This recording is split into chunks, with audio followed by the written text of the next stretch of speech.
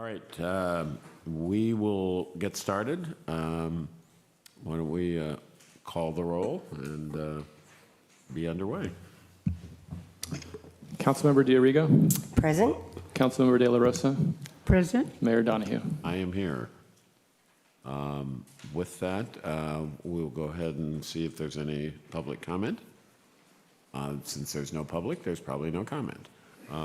We will go ahead and proceed to the consent item. Is there a motion to approve the minutes from last week? Oh, Mayor, I have to read the government code. Oh, okay. Section, yeah. Government Code Section 84308, Levine Act requires the mayor and council members to disclose any campaign contributions over $500 aggregated within the preceding 12 months. The disclosure must include the amount contributed and the names of the contributors. Do any members of the Finance Committee have any campaign contributions to disclose related to any item on today's agenda? Councilmember D'Arrigo? No. Councilmember De La Rosa? No. Mayor Donahue? No. All right. Now we will go ahead and look for approval for the minutes on the consent agenda items. So moved. I'll second. Okay, call for the question. Councilmember D'Arrigo? Yes. Councilmember De La Rosa? Yes. Mayor Donahue? Yep. Motion passes. All right, very good. And now we're going to consider stuff. And no better person to do that with than Lisa Brenton. So, Lisa, you're on. Good afternoon, members of the Finance Committee. I thank you for this opportunity to have a conversation regarding our planning and permitting processes, especially as it relates to anticipated volume with the future growth area and the current volume that we're experiencing with accessory dwelling units. So first, to give you an overview, we hear from our customers and we understand some of their concerns related to the length of time it can take to either get a response or to get a permit through the process. We are also aware that there's areas of improvement in terms of how we communicate with clarity as to what the options are for proceeding, as well as getting to a decision-making point to allow an applicant to move forward. We've also heard that it's really confusing. All the layers of regulations are very challenging, especially for an individual property owner to understand the different layers of our zoning code, building code, let alone fire code, and how they all come together and have to harmonize for project approval. And so some of the internal hurdles we have identified are, one, staffing capacity. At this point in time, we do not have the staffing resources at the right levels, in the right positions, to handle our volume. In 2023, when I became director, I brought in MRG to do an assessment of the permit center, including permit services. And the comment that came back was that we are well understaffed for a city of our size, given the volume of permits that are coming through our permit center, which continues to increase. Last year, we received 3,600 permits, building permits alone. That doesn't include entitlements, and 80% of those were residential permits.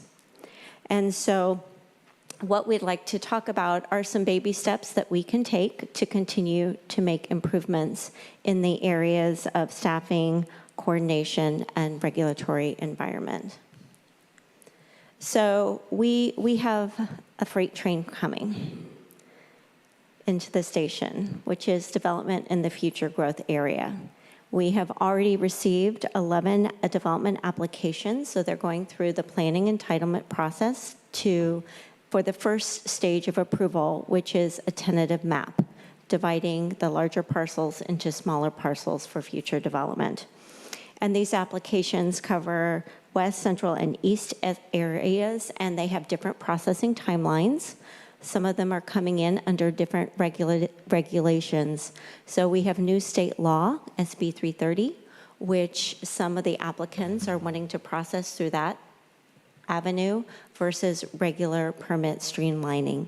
And so we're finding that we need additional staff with the level of expertise and experience in processing subdivision maps and these more complex entitlements. Right now, for many, many years since I've been here, since 2016, we had one senior planner and a part-time senior planner. And that part-time left in October of 2024. And we just filled another senior planner position this spring. And so given the volume of applications that are coming in at this higher level, we definitely need to expand our capacity at the more senior technical level. This is going to take a lot of coordination, managing the future growth area, because we have to keep in mind that it's not just permit services, it's not just planning or our building divisions that are responsible for approving these applications. It requires coordination with other divisions and departments, such as fire, public works, development, engineering. And so really, to be efficient, we need somebody who's going to take the lead, who's going to be that project manager, bringing everyone together, facilitating the conversations, and helping to navigate the new regulatory environment of SB 330 and make sure all the projects are tracking as they move forward and not getting stuck. So these are our current hurdles. This is the challenge. And our proposed approach is to increase a part-time senior planner position, which we already have approved with this 24-25 budget, and expand that to a full-time position in 25-26.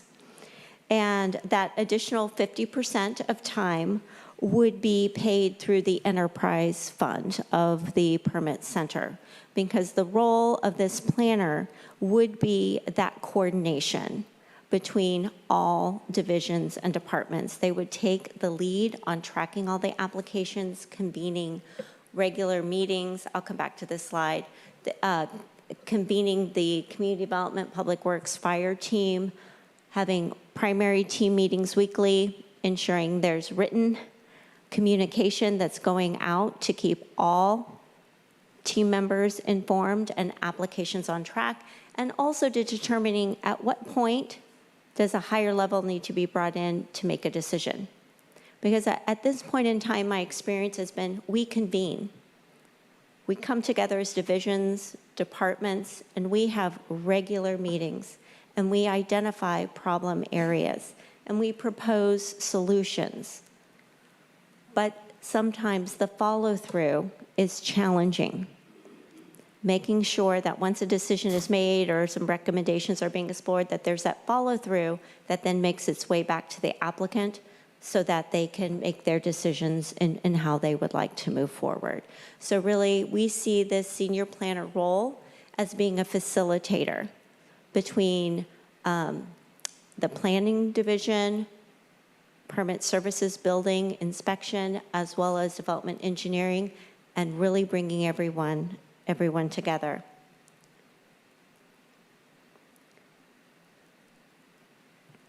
So what we see the impact would be through this coordination is that, one, having a senior planner will give us that higher level of skill and experience, expertise that's currently lacking.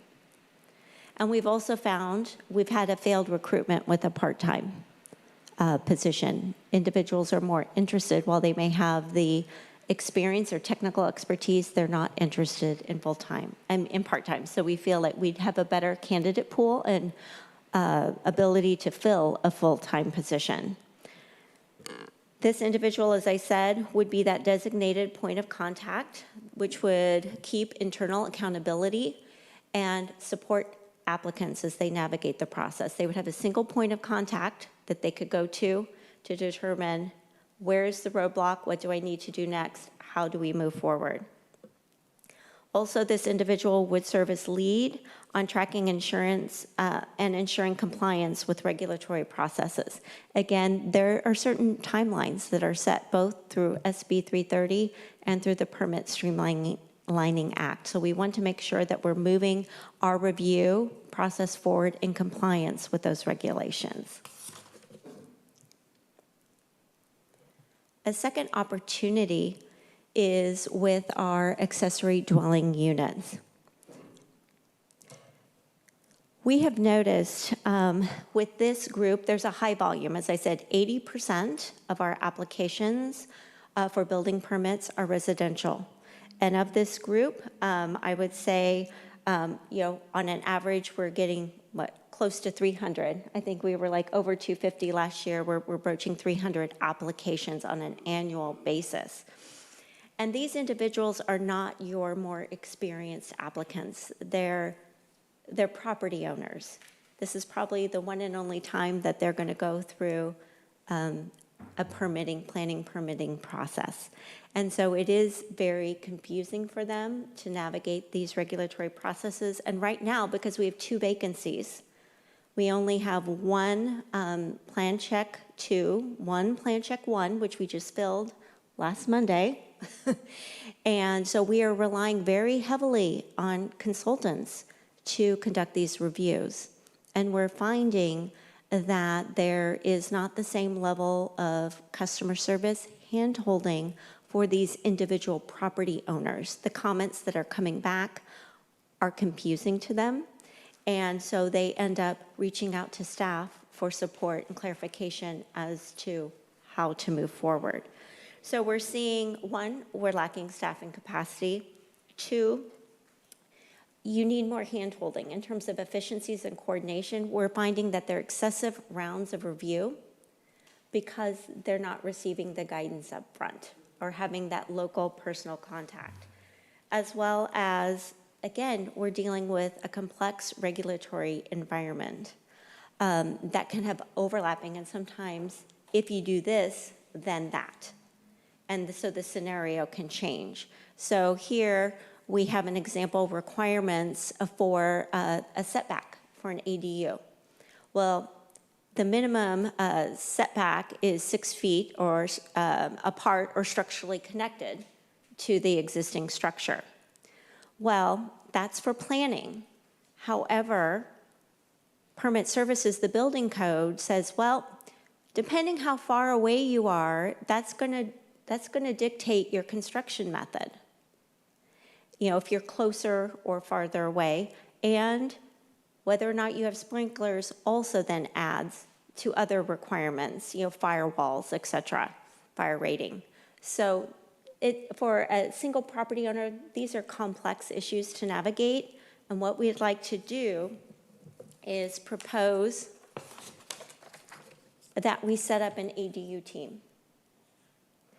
So currently we have a Plan Checker 1, and we're proposing that we build a team and add a future proposed position of a Plan Check supervisor that would guide that residential team.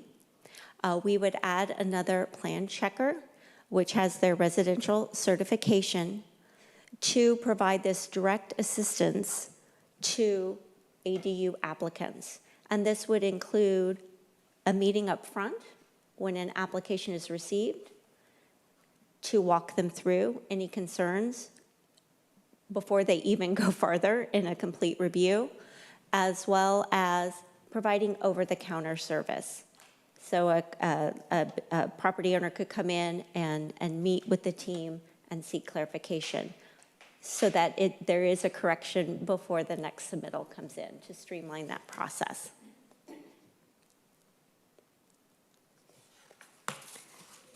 So we're seeing the benefit that this would really reduce the number of reviews and provide more quality submissions, because we'd be working more in partnership with the homeowners. And we're proposing that through this team, there would be owner-designer city meetings to minimize resubmissions through early communication and education as to what options would be. And this would also help improve communication and provide pathways to navigate the complex regulatory environment. Now, sometimes when it comes to the regulatory environment, we don't have control over the building code, what it requires. We do not have control over fire code, but we do have control over the zoning code. That is a city-approved ordinance. And so there is an upcoming opportunity for us to further streamline processes by addressing these three broad areas of focus.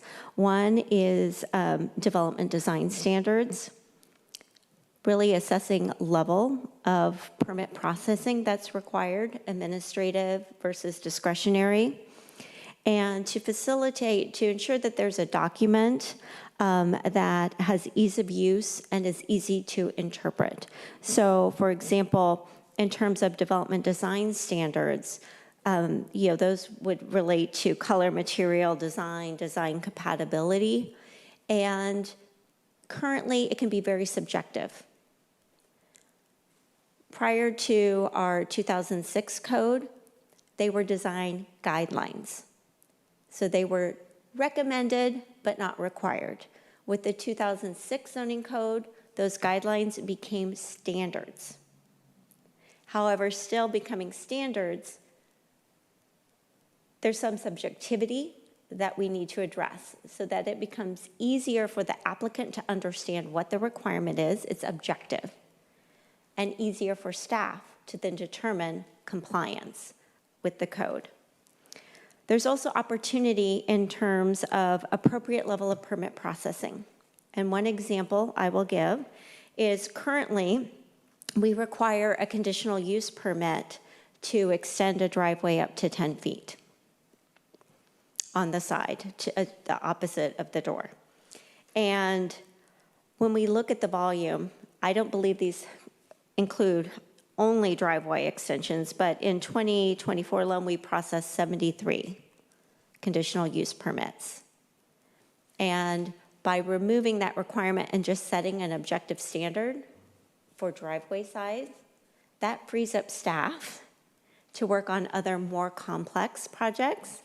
It reduces cost and time for the property owner to be compliant, and you meet the standard, you move forward. It's also important we have an opportunity with our zoning code to ensure that it's user-friendly with clear and illustrative examples of expectations, and to avoid cross-referencing footnotes that require you to turn pages back and forth, but to have it just very straightforward document that's, again, easy for the applicant as well as staff to interpret. I'm going to pivot here into a slightly different topic, but still it relates to regulatory processes, and that is small business support. Currently, we have a limited term community development analyst position, which has been dedicated towards small business support. Informally, we refer to them as a small business navigator. And funding for this limited term position ends in June 30th. So through CDBG COVID funds, we were able to, over the last 4+ years, fund this position. And this position has been critical in assisting entrepreneurs and small business in navigating regulatory processes and providing technical assistance, connecting to resources. This individual has administered our microgrants for social media and technology, was instrumental in doing outreach regarding our outdoor dining grants, as well as has been the lead on developing the facade improvement program, which will be in the final legal sign-off, and we look to launch that soon. So what we are proposing is that a formal business navigator position be created as part of the 25-26 workforce allocation. This would be a neutral in that we are, for at least the 25-26 budget, we're recommending not filling the currently vacant economic development analyst position while the division figures out what their staffing needs are. The economic development division since 22 has been based out of community development and now it is shifting back to be under administration. So they're still assessing what that division looks like in terms of its staffing needs. So that concludes my presentation, and I'm happy to. And, if I could just go back, the slides I do want to show kind of go a little more in detail here. So the goal with our current planning division is to create 3 teams.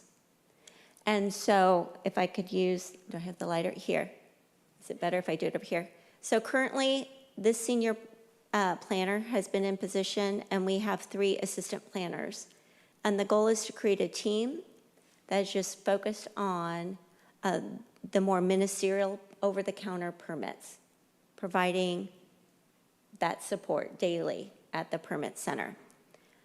Recently, we hired a second senior planner that started in March, and we have 1 associate planner.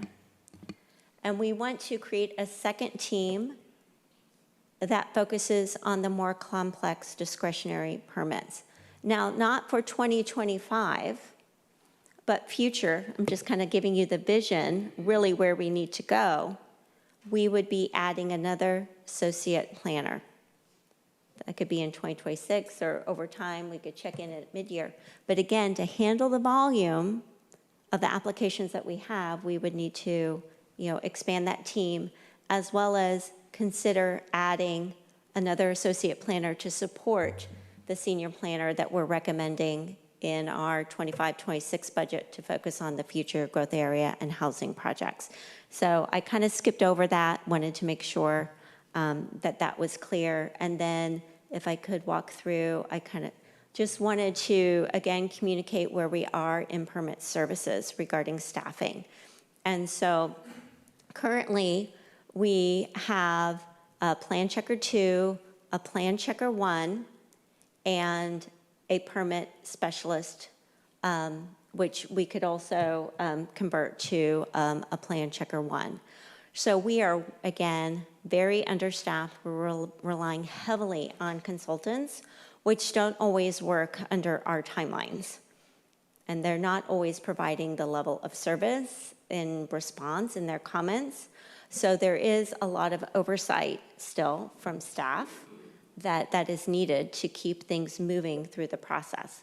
So what we're finding is that we have gone out for both a senior plan check and a plan check engineer position, and we are not finding the individuals with the credentials.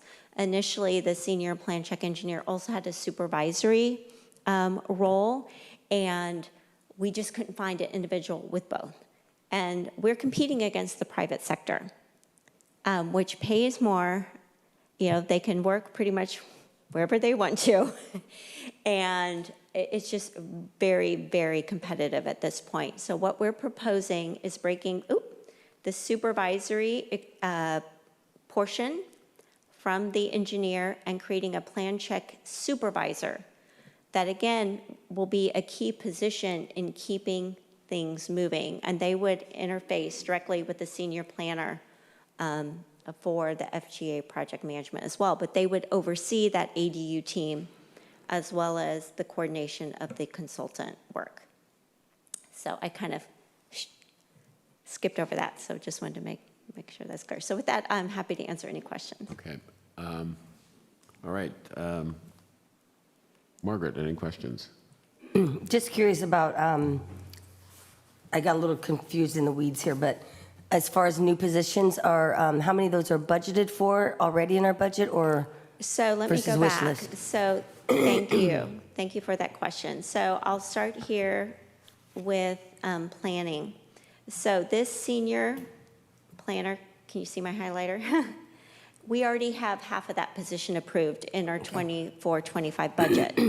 And in 25-26, the proposed budget that's coming forward to you would convert that to a full-time position with that balance of the salary being paid through the enterprise fund.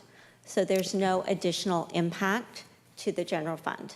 And 50% of their time would be focused on that permit center services coordination, especially as it relates to the future growth area.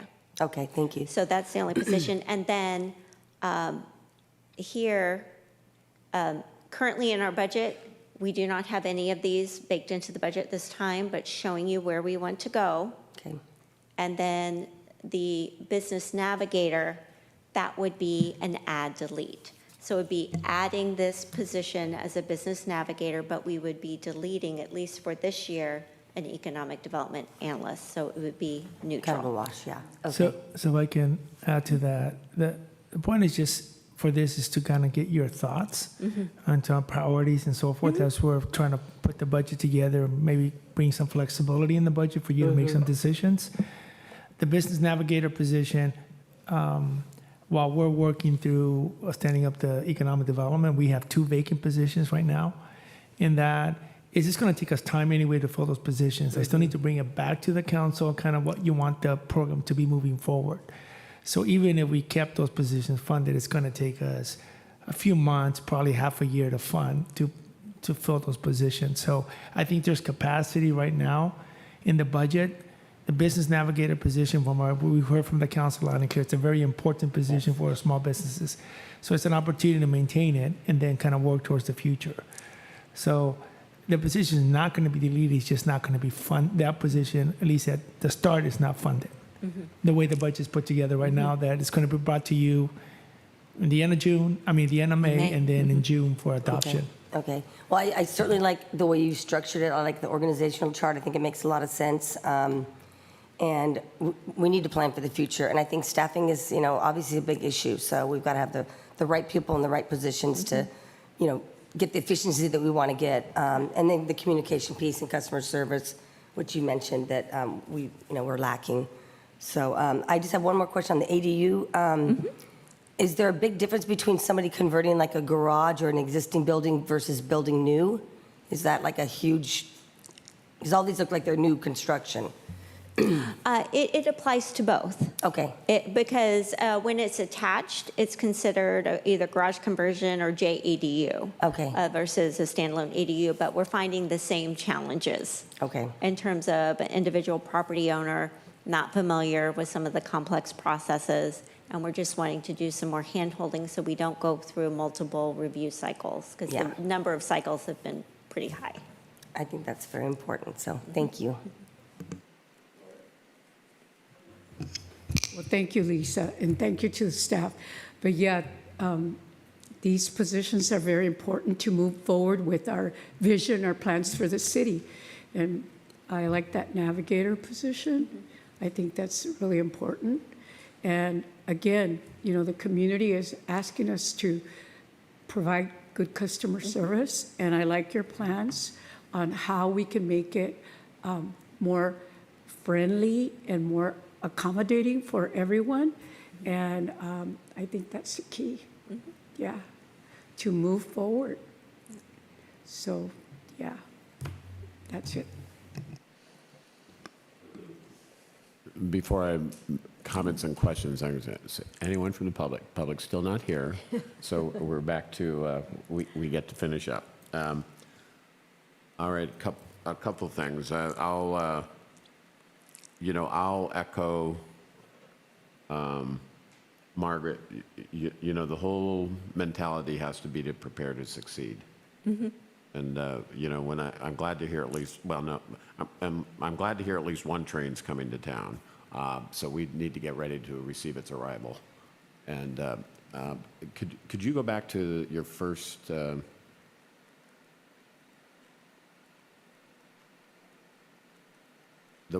one. Okay. So a couple things. Staffing is obviously an issue.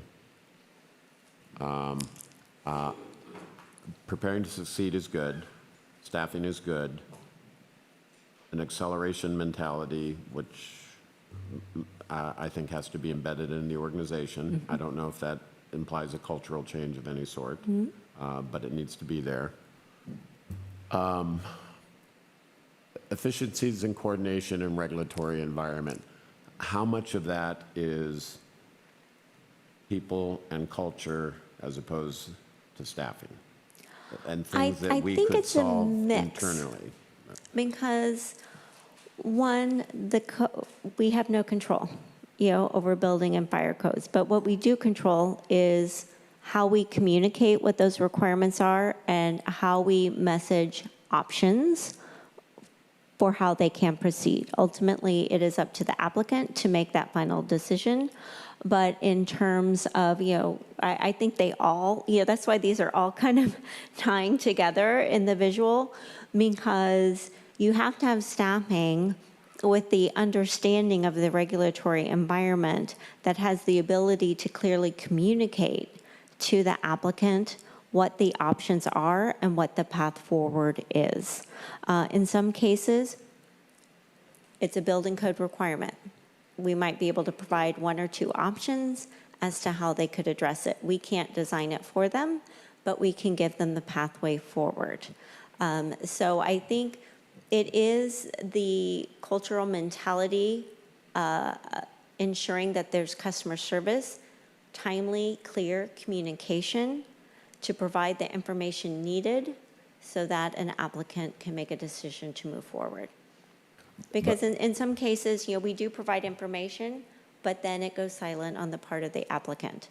So, it's not always on one side or the other. Sometimes it's a blend. Sometimes there's just a choice not to move forward for one reason or another. Understood. But there's I kind of look at the budget a little bit for the near term as a sum zero game. We got what we got. And I think this conversation in this department, in this area specifically, forces us to think through the rest of the organization where other things may be going on that are not necessarily as critical, or we have to prioritize. The other thing this conversation necessitates in my mind, and I'm talking about when we run around to events and the county shows up with all their staff people, and God bless them, but all that speaks to constituent services. The demand on council mayor's office. I remember getting asked a question, will you return every phone call? And I thought back in my last 12 years, and of course I returned them all, or my previous 6 years as mayor. And the answer is no, I missed some. Now I miss a lot. And my point is, the expectations of the community in your area fall directly on us. Mm-hmm. And it's hard for us to sort through what is or isn't valid. If it's city staff, I might say, okay, I know that, but if it's a consultant, I don't know that, and it creates this whole mentality of, well, the trains they just don't run on time. Mm-hmm. And I don't think that's a good place for us to be, or for you to be, in terms of, because this may come as no surprise if you're sitting in one of these chairs, it's easy to jump up and down occasionally. Mm-hmm. So I think this is a really important conversation. Now, having said that, the budget, in my mind, needs to reflect, as far as I'm concerned, you need to be thinking in terms of +1. Because, I'm an ag guy, and in ag, when you play for a tie, you lose. You've got to have extra capacity. You've got to be prepared to succeed. Because the other thing is knowing a lot of the exciting things that this city has in front of it. There may be another train behind the train that's coming into the station. So this area in particular needs to prepare to succeed now and sooner rather than later. So I would, my general view is whatever you need, don't be, if we need a senior planner, and I understand halves are hard to find, but if we need two, we need two. If that doesn't create, internal, it's hard to do the organization, but I really think you've got to be in kind of a +1 thing. And I hear what you're saying on the ADUs, if that just requires a lot of extra handholding, the ADUs are important, particularly from a service standpoint and a reputation standpoint. And you know, and everyone likes to talk about getting Measure G approved and get ready for it, but if we don't do this stuff right, you know, that's where people talk and that's where things spread. So we've got to figure this out in my mind. And so if that requires extra, with being responsible, of course. But my guess is we're going to look at a couple of other departments and go, you know, I'm not sure that 5 needs to be a 5. That could be a 3 because I know community development needs something over here. So I don't want your ask to be bashful. Because this is the thing that will flow to the future bottom line of the city. Because we're not going to have the latitude of, you know, running around asking for more taxes or anything like that. So this actually, even though you can't tie it to one specific thing, is what can definitely lead to, we clearly are expanding our revenue capabilities. So I just don't want you to be bashful about this. This regulatory environment, I'm glad you brought that up. I mean, I think that's, I'm going to guess that's a little educational to all of us, that you have to coordinate so many different things internally. But that really does need to be a high priority. I certainly understand the project management mode, and maybe a strong project manager, maybe that's how you manage consultant, however you get that done. But I mean, I think there also has to be an acceleration mentality, and I'm not saying it's not there, but the structure, the organization needs to be able to support that rather than say it. So that, you know, that's really kind of the general extent of my comments, that this budget needs, and the future growth area needs to be tied into, I think, how we look at some of the other departments, because I think we've got a very clear priority in front of us as in the city. So those are my comments. We've already dealt with the public, so if we want to come back those questions and comments. Margaret, anything else? I agree with you, Dennis. We've had lots of discussions about the permit process, and that is like the number one complaint next to potholes. So I think it's important that we address it. And I was thinking the same thing. I almost felt like we were maybe going in a little bit light on staffing and just barely covering what we kind of need, but not preparing for the future. So I think we'll have to take that up very soon as far as how do we keep growing to keep up with these growth areas. So that'll be a future conversation. But thank you for the work. It was really helpful. I'm going to echo a little bit on what you said. Yeah, we need to keep up with the demands. You know, we have a lot of demands right now, and we got to take care of, you know, we got to take care of them. So, again, I concur on what Dennis and Margaret have said, but this is very important to all of us. We got to start moving. We got to start showing our community that, you know, we're going to do something now, you know, get it started, you know, especially with the permit center. Thank you. And like Margaret said, that's one of our big ones right now is they want to get the service and they want to get it now. And they need help, like you said, the smaller ones. So they're looking at our department. So again, thank you for the report. And whoever doesn't want to come to work here, you need to figure out how to, because I know you see everything that's in front of us. We need to figure out how to get them to go, this is exactly, if I like this kind of work, this is exactly where I want to be. Because over the next decade, I mean, a lot of special stuff can happen here. And I think, and we'll start talking about that more and more. And you know, I think we're all tired of hearing everyone complaining about the same thing, and everyone knows what they are and how the chips fall where they may. But what I will share with you, because I know you get this and because we have to go through the same thing on a different, you know what? When I talk about people and capacity, nobody cares anymore. They just don't care. They want it resolved, and they want progress. That is the burden we all share. So since the public didn't show up, so it's just us friends, electeds, team and staff, Team Salinas, they don't care. So what they will accept is progress, though. They understand it's a bit of a journey, but so I say that not to give it, whatever the budget needs to do to reflect it, this budget needs to reflect it. And I think we're going to be pretty intent on that. However the chips fall in other areas or this or that, but this area, we acceleration and progress is on our mind. Okay.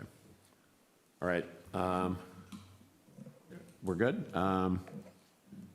Let's see. Do we have anything? Apparently, we are going to do this again on June 3rd, if not sooner. June 3rd? That's correct. Very good. All right. With that, we're going to adjourn and prepare for our next meeting.